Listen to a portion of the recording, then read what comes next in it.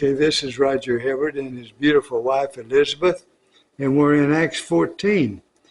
And now at Iconium, they entered together into the Jewish synagogue and spoke in such a way, this is Paul and Barnabas, they spoke in such a way that a great number of both Jews and Greeks believed. But the unbelieving Jews stirred up the Gentiles and poisoned their mind against the brothers. So they remained for a long time speaking boldly for the Lord, who bore witnesses to the word of his grace, granting signs and wonders to be done by their hands.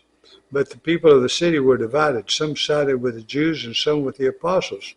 When an attempt was made by both Jews and Gentiles with their rulers to mistreat them and to stone them, they learned of it and fled to Lystra and Derbe, cities of Lycaonia, into the surrounding country. And there they continued to preach the gospel.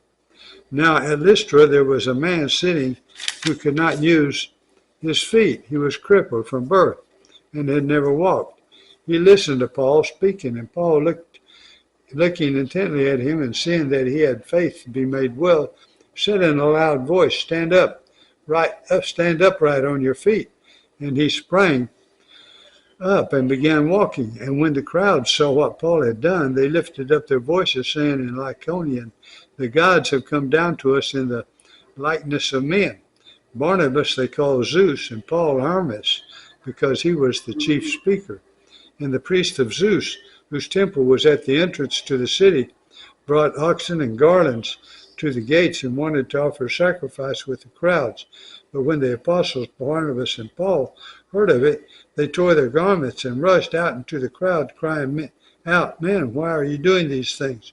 We also are men of like nature with you, and we bring you good news, that you should turn from these vain things to a living God, who made the heaven and the earth and the sea and all that is in them. In past generations he allowed all the nations to walk in their own ways, yet he did not leave himself without witness, for he did good by giving you rains from heaven and fruitful seasons, satisfying your hearts with food and gladness. Even with these words they scarcely restrained the people from offering sacrifice to them. But Jews came from Antioch and Iconium, and having persuaded the crowds, they stoned Paul and dragged him out of the city, supposing that he was dead. Man, they go from one extreme to the other.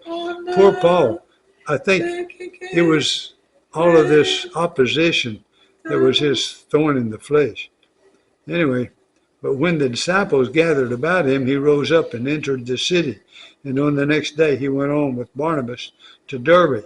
When they had preached the gospel to that city and had made many disciples, they returned to Lystra and to Iconium and to Antioch, strengthening the souls of the disciples, encouraging them to continue in the faith, and saying that through many tribulations we must enter the kingdom of God. And when they had appointed elders for them in every church, with prayer and fasting, they committed them to the Lord, in whom they had believed.